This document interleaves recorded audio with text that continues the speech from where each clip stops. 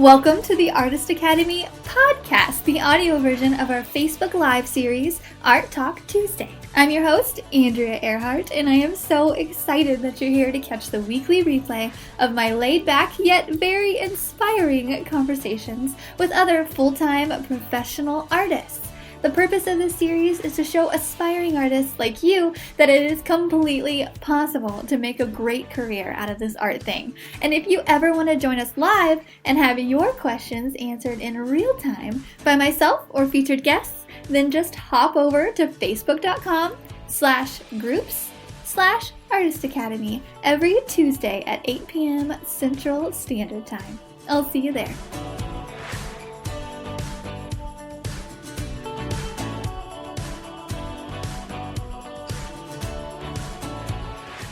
This episode is sponsored by the Artist Academy Advanced Membership, a program for artists who want to up-level their art game by taking it from a hobby or a side hustle to a full-time art business. I've been a professional artist for over 5 years with paintings in several different countries and a client list that includes high-profile companies such as Bass Pro, O'Reilly's, Duck Commander, and many, many more. So I figured out what it takes to build an art business, and now my heart is set on teaching aspiring artists like you to do the same. Go to advancedmember.com, that's advancedmember.com to learn more. This week's episode features Oklahoma-based artist Dionne Woods. I'm so excited for you to listen to this episode because Dionne has been such an inspiration to me this past year. We randomly met on Instagram about a year ago, and at one point I reached out and asked, hey, is this teaching other artists thing really all it's cracked up to be? And after she told me about her amazing membership group, that's when I knew that 2019 was about to go in a completely new direction. So backing it up a bit, did I mention that Dionne is a furniture artist? Talk about a specific niche. She takes old, worn down pieces of furniture and recycles them into beautiful works of art. If you search Dionne Woods using her brand, the Turquoise Iris, on any social media channel, you'll see exactly what I'm talking about. Let me know what you think about this week's episode with Dionne Woods. Your membership group is like my inspiration for my membership group. Basically, you have the best group of women in there. I swear. Anytime anybody posts something, any kind of art, basically, everybody gives just such positive feedback, and I'm like, yes, it's amazing. Like, yeah, it's amazing. It's almost like there's this instant support group, which yes. I, for one, did not expect that. I thought we were just going to paint from time to time. But, we're going on 2 years in August. And Andrea, you're in there, so it's more like a community that you can kind of come in and go out of as needed, but just know that everybody's still there for you. So it's way more than I ever imagined it was going to be, and so much better. Yes. Definitely. I could. So you started it as just like a learn to paint kind of a thing? Well, I've been painting on furniture for about 9 years. Okay. And as my style started to pick up and grow, and I kind of stepped away from, mainstream and took on more of the boho design that just spoke to my heart. People kept asking me, how'd you do that? Can you show me? You know what it's like. They want to know how. And at the time I remember thinking, oh, I can't tell them how I do this. It's crazy up in here. Like they'll know, they'll find out that I don't exactly know. It's art to me. I blend 8 colors. I do all these different things that nobody else was doing on furniture before. Most of the people that I was following and admiring were using a milk paint on furniture, which is a great product, but it's 1 or 2 colors and that's it. And that wasn't me, you know what I mean? Not on furniture. And so as I started to grow and I gained a little bit more confidence, I started doing Facebook Lives. And that right there, Andrea, is what really motivated me and actually sent my business into another aspect that I never dreamed imaginable, because I could do a little tutorial and then I could film myself. And I started selling the tutorials on my website, or on Etsy actually. And that just kind of opened up a whole new world. Yeah. I was just Thomas. reading a comment there. Oh, I think that's just for commenting on our lag. There we Okay. go. See, yeah, I think it's fixed, Thomas. Let's see. Okay, awesome. Hi, Thomas. Yeah, Thomas is one of the more active people in the group. He's always on here saying hey. That's awesome. You've Yeah. got to have those right there that are always there, and you can always show up, because when I'm talking and someone will ask me something and I skip their question because I can't get to them, there's always somebody in the group that knows the answer, can answer for me. And I'm like, thank you. I love that you're here all the time and helping me. Yep, that's Thomas. Okay, cool. So you started out, so how long have you been painting? Did you start with furniture? Did you start with canvas? Like, tell I us did your start with backstory. furniture. Okay. I did start with furniture. I tried canvas when I turned 30. That was something Yeah. like a treat to myself. Um, so when I turned 30, I went and I bought like an easel, and it was just like, ever since I was a little girl, that's what I wanted to do. I scoured arts festivals, but I never had those type of tools growing up. Like, we didn't have, hi Tammy, good to see you over here, girl. I didn't have those kind of tools. That's what I'm trying to say. I didn't have supplies, anything like that. So my mom was more into home decorating and sewing and things like that, but not art of a creative side, rather than just like paint the walls. Um, so I have two sons. I have a 17-year-old, almost 18-year-old, and I have a 14-year-old. So when those little guys were born, I knew I wanted to stay home part-time. And I went through a ton of different, like, multi-marketing. How am I going to do this? How am I going to do that? Well, I went into retail and I worked part-time for my friend. And she let me work like 3 days a week, and then my sister-in-laws, we would rotate. So in the process of that, I turned 30. I try to paint. I think I'm going to do this. I've always wanted to. Well, that is so wrong, because what I put out was embarrassing. It was terrible. And a 1-year-old kept putting his fingers in all my paint. So I just packed everything up, put it in the attic for about 7 more years. And then it was almost like forcing my hand at figuring out what I could do to stay home with the boys. And I opened an Etsy shop in 2010, and that's really what catapulted me into where I am right now, is the online business coach for creatives. And I've never had a booth. I have never been in a store. It's more like well, I've just only done online. So I've really had to figure out social media, because it's been my very best friend for my business. Yeah, definitely. You're kicking butt. So I figured out Instagram, but I have yet to figure out like Facebook and YouTube. But you've got it. Do you have any tips You know for? what? Thank you for saying that. Yeah. But I started in my Etsy shop in 2010, but I didn't get on Facebook until 12, because I was kind of one of those last people that are 40 and older, shall I say, to get on Facebook. My husband and I were anti-social media, that we didn't really care about it, didn't want to do it. But I realized for my business, and you know, the customer base was on Facebook. That's where I needed to be. There was no such thing as Instagram. Pinterest has just, was just a baby. And YouTube was just a baby. So I knew I had to get on Facebook and really had to work that. And then Facebook Live coming into play really was a game changer for so many businesses and online stay-at-home mom and dads. So that it was another thing that really launched me into having a front door policy with you. Yeah. Now you hear my voice. Now you see my tendencies. Now you hear a little bit about my kids. You see them walk by.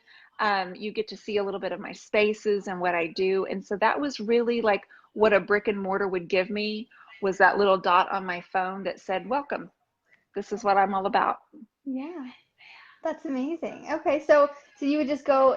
You're inspiring me to do it on my page. So like I've been going lives in the groups, and in my head I was like, oh yeah, I'm going live. That's the thing. I was like, wait, I haven't really been doing it outside of the group. It literally just dawned on me.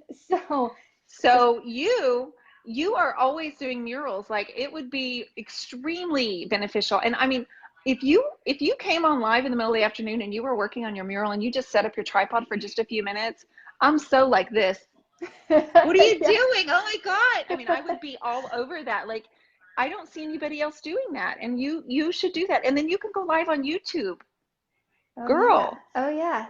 Is that new on YouTube? Like, it's been 6 months at least, but oh, okay.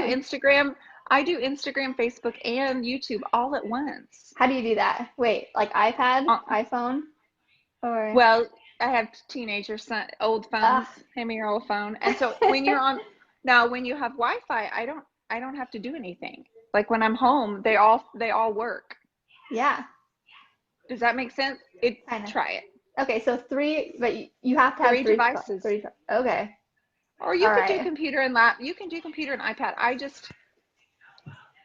I don't have an iPad. I've never had one. And then my computer, because I want all of the little screens together, the cameras. Mm-hmm. So I don't want to like prop up my Mac on anything. You know what I mean? Yeah, And so I have 3 tripods right here in this little ring light. yeah. But the YouTube Live is something that you could definitely benefit for all of the artists. Doing YouTube Live is so beneficial for you guys. I'll have 100 people on there just watching, Awesome. and most of them are pretty nice. Mostly. Most of them, yeah. Okay, Mostly. I'll do it. I'll do it. I'll do it tomorrow. Heck, like I'll just do it tomorrow. I'm Okay, gonna check on you tomorrow. I will. I will. Because like if I like if I'm like okay, yeah, I'll do it. Like I Here's won't why. do it. Okay. Here's why. It's that whole think smarter, not harder thing. Yeah. Like if you can reach 3 times the amount of people during that 20-minute window, Yeah. there's no reason not to do it. I mean, you're going to push play anyway. Yeah. So yeah, it's new for me. I've just been doing it for a couple of months. But all 3 social media sites are growing because of it. Huh. Just going live, huh? Okay.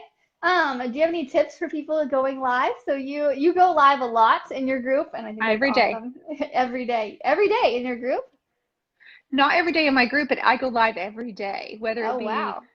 on my main page or in my group or with someone else like this. Yeah. So I had 3 lives today. I went live earlier. I have one with you, and I have one right afterwards. But I Oh also was wow. on YouTube and Instagram. Oh wow. Okay. So I usually just focus on my Instagram story. Like that's the thing that gets the most attention. Do you think Yeah. the live would be better than the Instagram story? No, I don't think it would be better. I think it would be a Okay. nice addition to. I think that your Instagram story is right where you need to be. So if you're doing IG stories and IGTV, I think Hmm. all of those, especially for artists, is definitely something you could capitalize on. It's worth it. But I do think that going live um, on and the reason I say that, I follow a couple of people who are marketing gurus, and I follow them just to see what they're doing. And Andrea, that's what they're doing. They're doing Facebook Live. Excuse me, they're doing YouTube. I can't speak. Hmm. Instagram Lives. So if Insta they're doing it, there has to be a reason why they're finding it important, right? I mean, yeah, for sure. right? And so I'm just like you said, you're modeling me on this group that you're doing Yeah. because I'm so What? I'm kind of modeling them what they're doing, Yeah. Because you know? what you're doing is working. What they're doing is working. Okay. Cool. Yeah. Okay. I'm gonna do it. I'm gonna do it tomorrow. Good. I'm gonna watch and look for you. Yes. Awesome. Okay, so I usually have like a bunch of questions that I ask every artist. Let's Sure. see. What is your typical work day? Like how many hours do you physically spend painting and how many hours do you spend doing other things? So that's changed over the last 2 years since this group has started. Okay, tell me So about I, that too because my group is like small right now, and it's mhm. gonna grow, so I'm really curious about this. so the time that I used to spend, now I have 2 littles and you don't have any, right? I had Is 2 littles, little what, ones. kids? Oh no, I have a cat. Yes. That's it. You have a cat, that's it. Okay. That's it, yeah. So when I started my business, they were still really high maintenance. You know what I mean? Like they were still needing me. So everything's changed in the last 2 years because my oldest drives. That changed everything for me. And Yeah. two, um, with the group is what I spend more time on than I do painting, actual physical painting. Okay. Okay. So I've tried to get to where I'm working smarter. So when I am painting, not on canvas, because I very rarely do lives on that. But when I am working on my furniture, I actually either am trying to also recreate a tutorial, I'm sharing it with my group, I'm doing a live to generate more activity, right? So I'm trying to do not only paint a piece of furniture that I'm going to sell, but I'm also focusing on my social media. So the group takes up more time than I get to spend on painting. So it's probably like a 60-40 split. Mm-hmm. 60% of my days are on the group and social media, and then 40% actually painting. But to be honest with you, there are a couple of days that will go by and I haven't painted anything, not Yeah. one thing. But I've been so busy. I've been writing emails. There's 500 group people in the group now. Yeah. And I'm planning a retreat for us. And I host in-person classes. I do online courses and classes. And so managing all of that will take up more time. And so, but you'll find balance. Like it's doable, Andrea. And it's almost as if I try to keep it half and half where it's like, okay, I'm going to take a break from this, get up from my computer and go paint for a couple of hours. But inevitably someone wants something, or my youngest needs a ride or something, but you'll find your new balance for whatever Mm-hmm. that is as your group grows. Yeah. And the satisfaction that you get from helping others, it's so rewarding. And that's where I am. It's extremely rewarding to be able to help another person that's been in my shoes and maybe spare them the grief. And Yeah. so I do encourage artists like yourself and myself to find some sort of community like what they're in your group. And I Yeah. think it's a place where they can bounce ideas off each other, ask some things that are so basic that you just never experienced before, because everybody does it differently.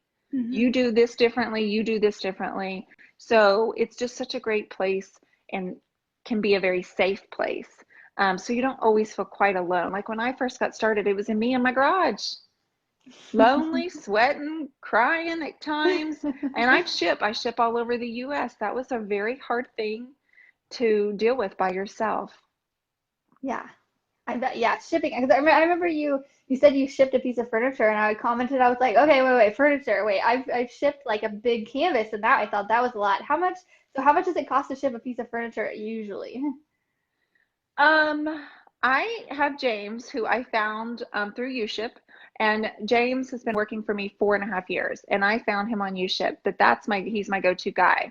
Oh, So I will text James, hey, I've got a piece that needs to go to Massachusetts. It's a wardrobe. It's 74 inches. How much? And he will tell me how much that's going to be. It's going to be anywhere between 350 to 450, and the customer pays for it. nice. Dang. Yeah. Yeah, Yeah. and I've started shipping my big canvases too. He's delivered 3 or 4 paintings for me too, and I have found that that's so much more less stressful if I let Yeah. him load it on his trailer. Yes. Yes. Yes. Definitely. Yes. It just like yeah, just like handing off stuff that you don't need to do. Like you need to paint and you need to be the face of your group and everything. But everything else is You're like, right. okay, yeah. Yeah, you're right. There's someone that can do it probably even better, Yeah, right. which is Okay. shipping. Let's see. So, could you talk us through your painting processes? Like, is there any methods or techniques that you've used? I know you use DIY paint. You want to talk a little bit about that? So on furniture, for the most part, I use DIY paint. DIY is like a clay based.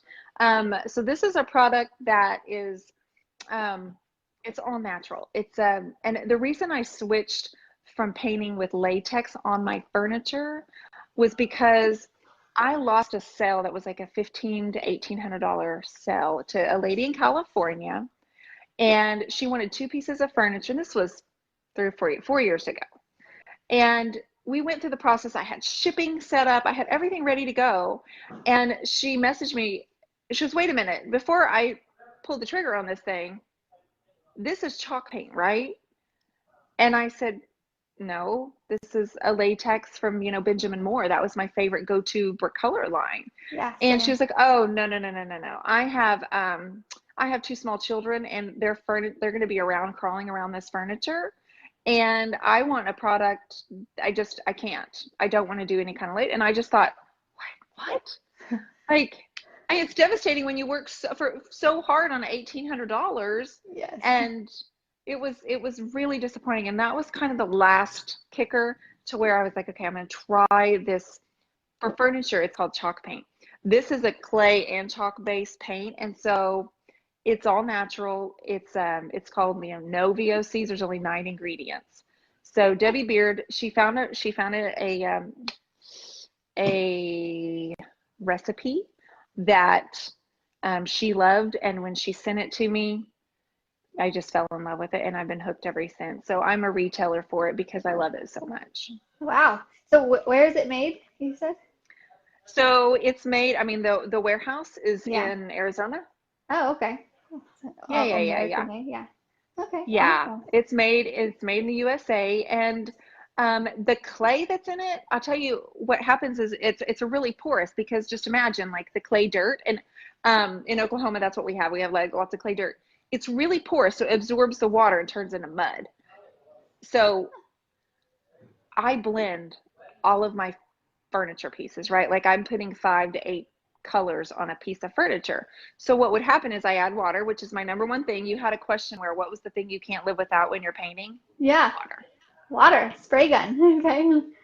Water. It's my spray bottle. And Yeah. so the colors will just magically blend together and create new colors. And just like you do with your own art, but it's Yeah. just a different, medium that I'm in love with for furniture. Yeah. And it creates such a hard base on furniture. It's like, because it's mud and it's clay, and it's wonderful. There's no smell, which was important to me too, with working around my family and stuff. Yeah. That's awesome. That's something I had never really I have no experience with that. I know like I knew there was latex, acrylic, or oils. I know I wasn't really sure that there was like a clay kind of a paint. Huh, that's awesome. I should try that out. Okay. Let's see. You answered the thing you don't like to paint without. And do you have a favorite past project? Do you have a favorite piece that you have done recently or in the past? Um, it's almost as bad as it sounds. I'm like a child. Every piece that I do is my new favorite piece. Yeah. Okay. Yeah. So, Like, I mean, thank you, Tammy. So um, probably to date, my most favorite piece was one of the current ones. It was a huge wardrobe that was really ornate, and I probably had 10 different colors on it, and I called it the carousel, or the carnival wardrobe. yeah. Um, it was the biggest piece I'd ever worked on, and it was truly like from my heart. Um, but before that, there were multiple pieces that it's almost like, as a you experience like a breakthrough or something like in your art, where you just almost have to like cry. Like, I'm a crier, but it's almost like you do something that you've been trying to figure out, and you think, oh my goodness, like I've been trying to figure this out for like 2 years, and I figured it out. And so it's almost like breakthrough pieces. I have a couple of those, but I've just done so many pieces of furniture, and I always say, oh, this is my new favorite. That's awesome. I think a lot of artists can relate to that. Oh, good. I didn't want to Yeah. be the freak. Oh no, no, no.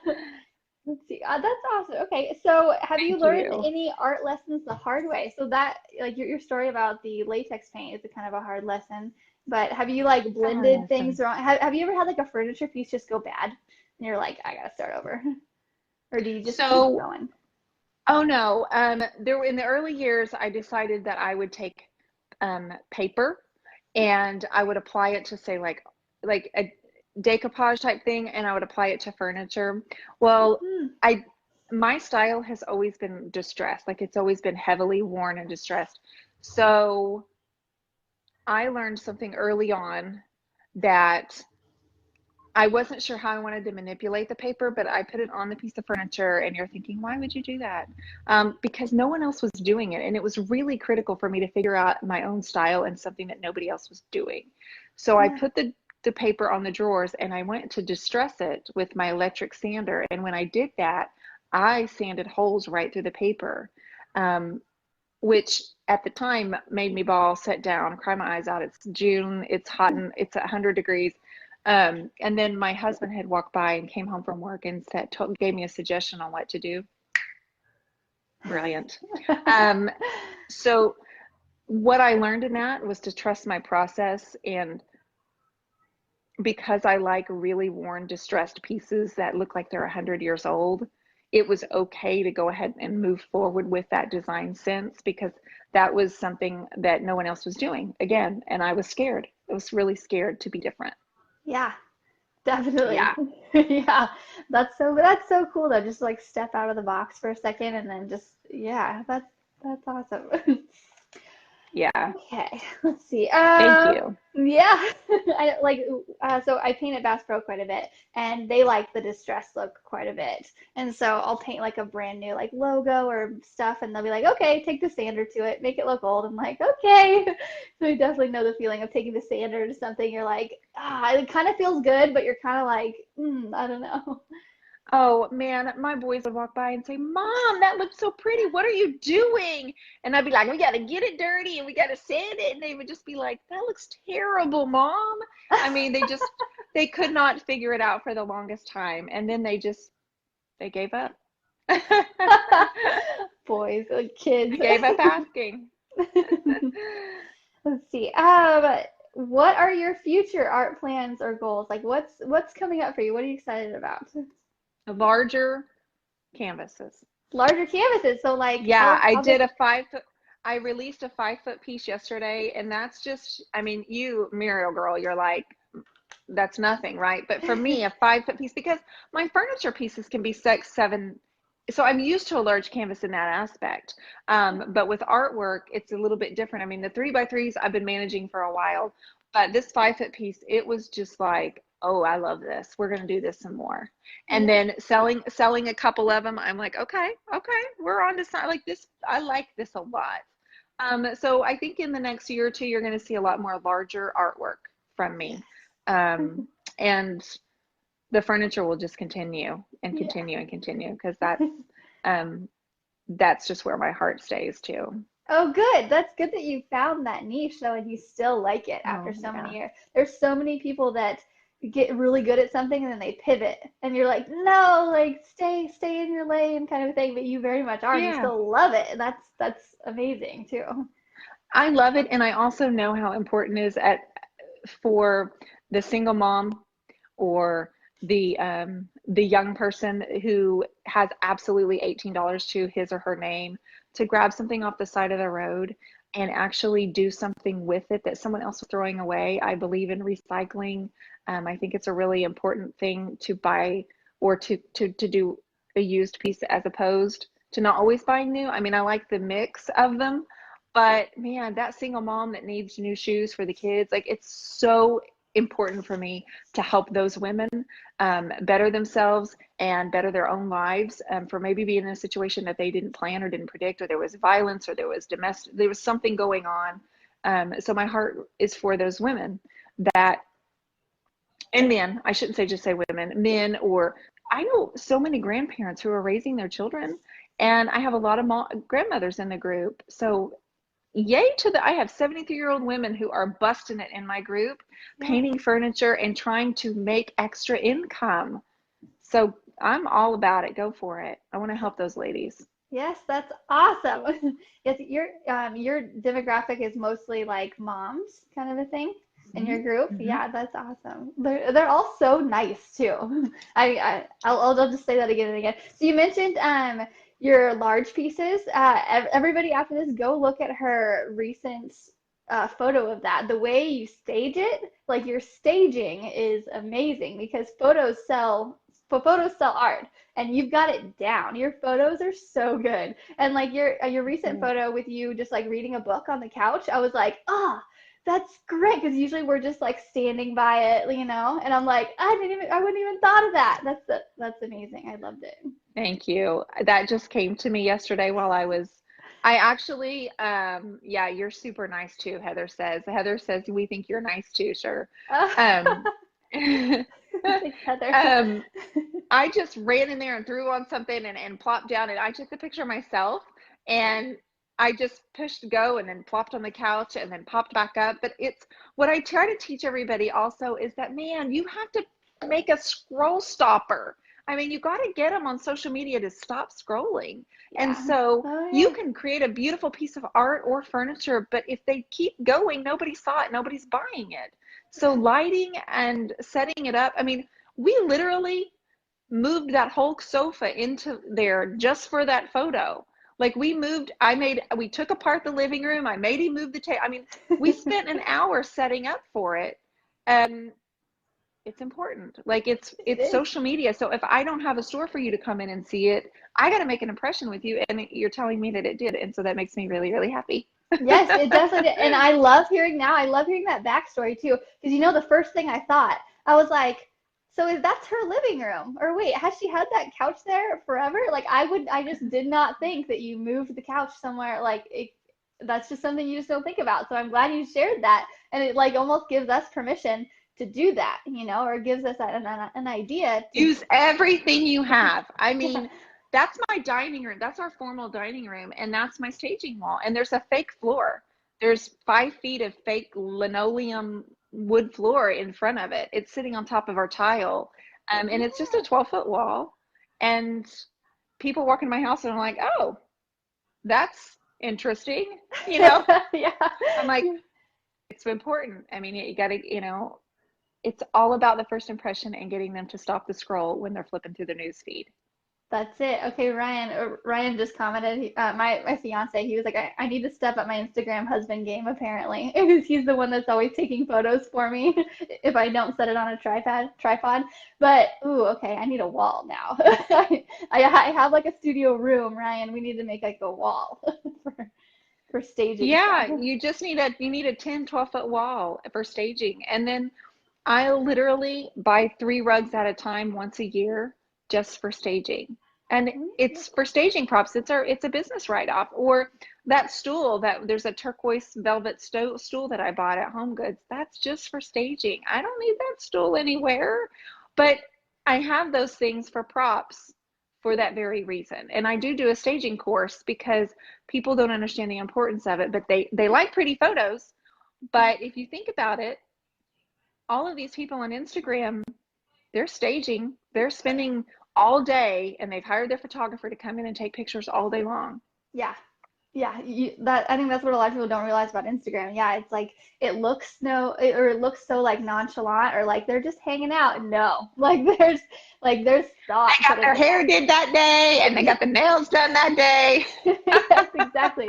And they took 10 photos that day that they'll spread out into the next couple months. And yeah, Oh, that I took 100 pictures yesterday just to get that.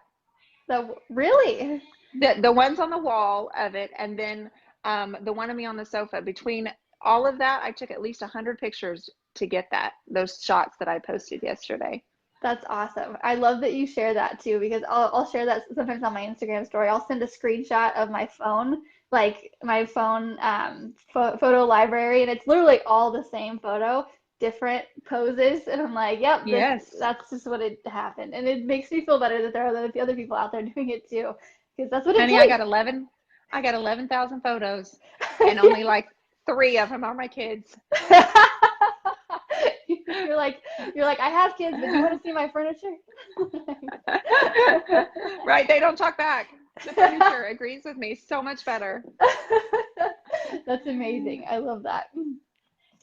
So I have one final question here. So most of the members of the group are aspiring artists, mostly just starting out, some in their like 20s or some younger. I think one of the groups or one of the members in my advanced group is 17 years old. She's so cute. That's So awesome. yeah, and so they're just kind of like, I mean, some are moms, but like they're just all just kind of figuring out like where's a good starting point to try to be an artist? What's your like good tips of someone who is just like starting out? Where's a good place to start?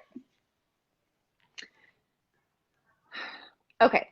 So, like I mentioned before, I've never sold my merchandise in front of somebody out of space or, I mean, I really can't express enough to people how important it is to get your online space and branding set up. I feel like even as an artist, like who's just starting, the possibilities are insane. And I feel like it's so much easier now than it was even 10 years ago, 20 years ago, especially.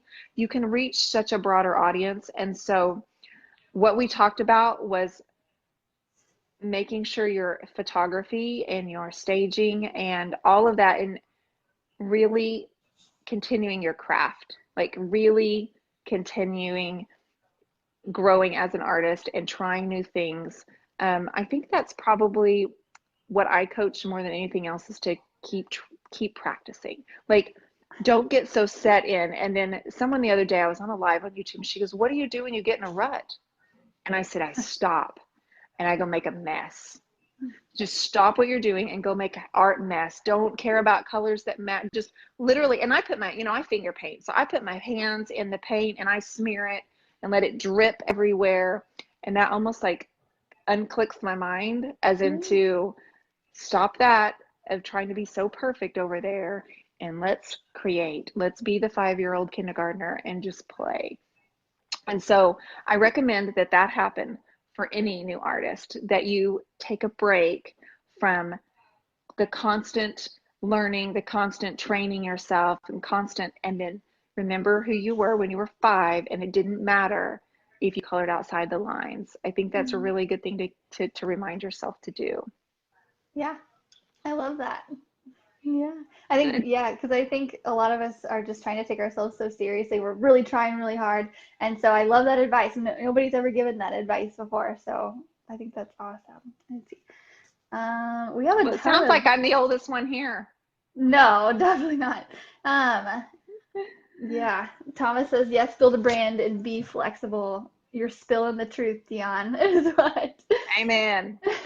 And you've inspired Lissa to get a staging area and a studio makeover. So yeah, I think you've given so many good tips. Thank you so much for taking the time out of your day. I know you're super busy. You're welcome. But just to come You're welcome. Here. It's worth it. And I appreciate you so much for even asking me. Yeah. And I appreciate you being a part of our group as well. And so I know I was looking, you've got like 700 people in here, and a lot of the women have come and want to, support you and be in your group and watch what you're doing. So good for you. And sister, be fearless in your decisions. Like, if I had known what I know now at your age, man, just be fearless and be bold and remind yourself, Andrew. I mean, this is me. Like, I'm not talking to anybody else here, but I'm telling you, go ahead and let that light shine. And if it burns too bright, it's their problem. It's not yours. Okay, because I just think what you're doing, and the fact that you're already wanting to help others while you're still building your business and your craft, is just such a really sweet treat for everybody else. Thanks. Yeah. You're welcome. Yeah, you're right. It is so, like, I remember I just started this, and I was like, this is a good idea. And then I helped someone, and they were like, you've changed the course of my year. And I was like, oh, that hits me. Like, and then it's just, ever since, it's like, I'll just get messages like that. And I'm like, you're so right. It's so fulfilling. And yes, it is. Yeah. Yeah. And you're doing yes, it is thing. Because ultimately you don't actually have to do it, but at some point you may think, like, I feel like it's my responsibility. Like, I feel like it's my responsibility to give back. And you may or may not feel that way, but that's what motivates me. It really does. Awesome. That's a good mic drop moment, I think, to end this. There's my paintbrush. Exactly. Perfect. Awesome. Well, thank you again, and I will see you later. Thanks. All right, girl. Take care. Thanks, everybody. I appreciate you. This episode is sponsored by the Artist Academy Advanced Membership, a program for artists who want to up-level their art game by taking it from a hobby or a side hustle to a full-time art business. I've been a professional artist for over 5 years, with paintings in several different countries and a client list that includes high-profile companies such as Bass Pro, O'Reilly's, Duck Commander, and many, many more. So I figured out what it takes to build an art business, and now my heart is set on teaching aspiring artists like you to do the same. Go to advancedmember.com, that's advancedmember.com, to learn more. Don't forget to subscribe to the podcast and leave a review. Also, if you ever want to join us live and have your questions answered in real time by myself or featured guests, then just hop on over to facebook.com/groups/Artist Academy every Tuesday at 8 p.m. Central Standard Time. And I'll see you next week.